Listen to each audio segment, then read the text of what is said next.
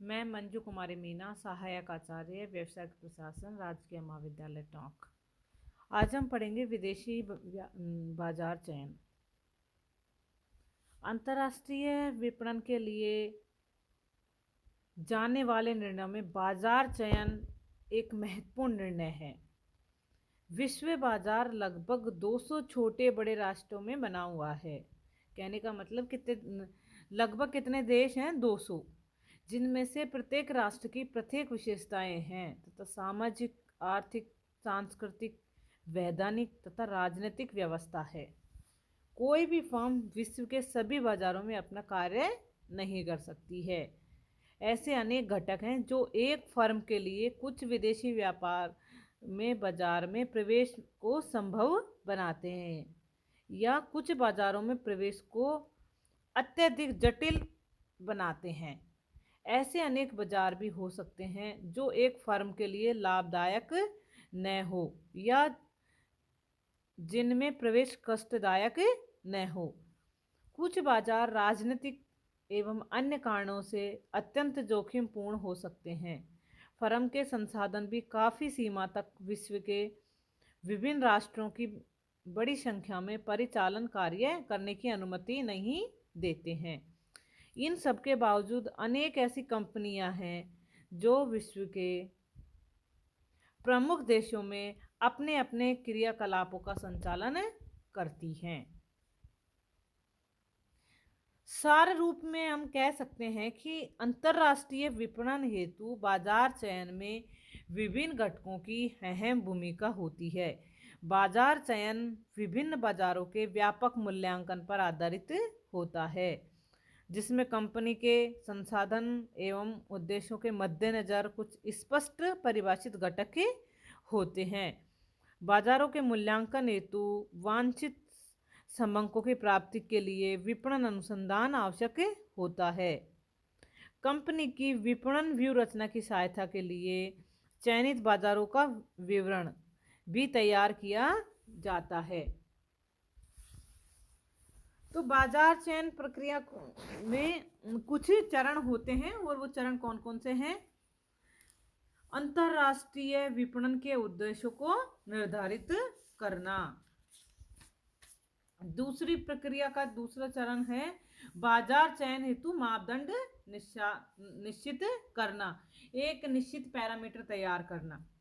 प्रारंभिक छानबीन, विस्तृत अनुसंधान एवं संक्षिप्त सूचीकरण, मूल्यांकन एवं चरण। अब हम सबसे पहले पढ़ेंगे अंतर्राष्ट्रीय विपणन के उद्देश्यों को निर्धारित करना। अंतर्राष्ट्रीय विपणन हेतु बाजार चयन के संदर्भ में सर्वप्रथम महत्वपूर्ण चरण है अंतर्राष्ट्रीय विपणन के उद्देश्यों को निर्धारित करना। विभिन्न बाजारों में प्राय विभिन्न प्रकार की विशेषताएं एवं आकर्षण के बिंदु पाए जाते हैं।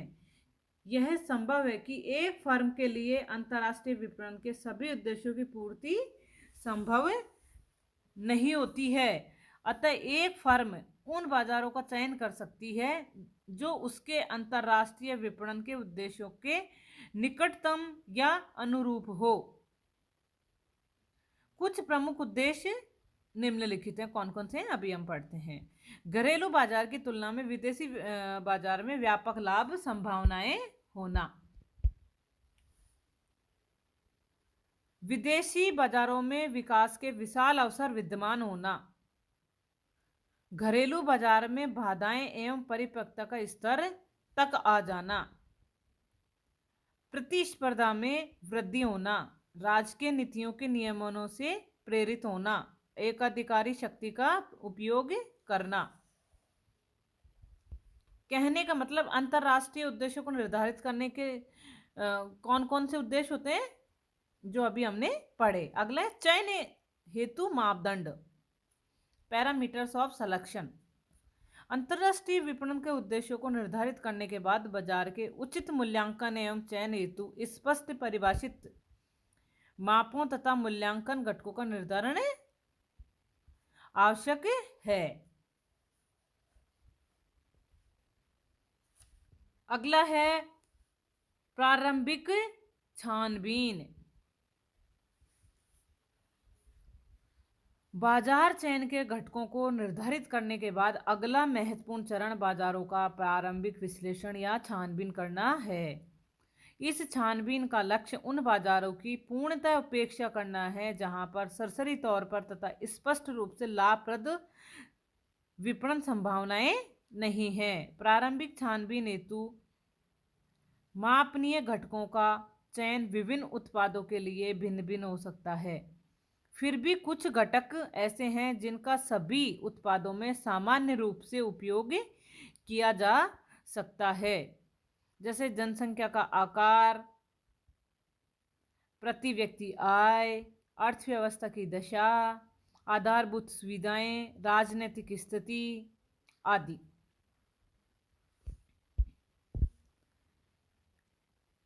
कुछ राष्ट्रों में राजनीतिक तथा सरकारी कारणों से बाजार चयन कार्य संभव नहीं हो पाता है।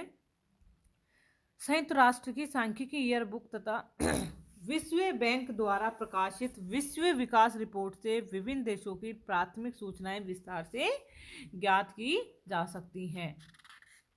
फिर है विस्तृत अनुसंधान एवं संक्षिप्त सूचीकरण। प्रारंभिक छानबीन इस बात का निर्णय करने हेतु पर्याप्त सूचनाएं प्रदान करती है कि किस बाजार को स्पष्ट रूप से छोड़ा जा सकता है तथा कौन सा बाजार लाभप्रद साबित हो सकता है। प्रारंभिक छानबीन के बाद भी ऐसे अनेक बाजार हो सकते हैं जिन पर विचार न किया जा सके या जिस पर विचार किया जाना लाभप्रद साबित हो सकता है। जिन पर विचार ना किया जा सका हो या जिस पर विचार किया जाना लाभप्रद हो सकता हो, इस हेतु अन्य सूचनाएं एकत्रित की जा सकती हैं जिनके आधार पर उपयुक्त बाजार चयन का निर्णय किया जा सकता है। बाजारों की संक्षिप्त सूची तैयार करने का मुख्य उद्देश्य उन सीमित बाजारों की संख्या ज्ञात करना है जो बाजार चयन के लिए कंपनी की दृष्टि से संतोषप्रद ज्ञात होते हैं तथा जिन पर अंतिम निर्णय हेतु विस्तृत विश्लेषण आवश्यक है। अंतिम है मूल्यांकन एवं चयन। बाजार चयन के निर्धारण में मूल्यांकन एवं चयन का अपने आप में बहुत ही महत्वपूर्ण स्थान होता है।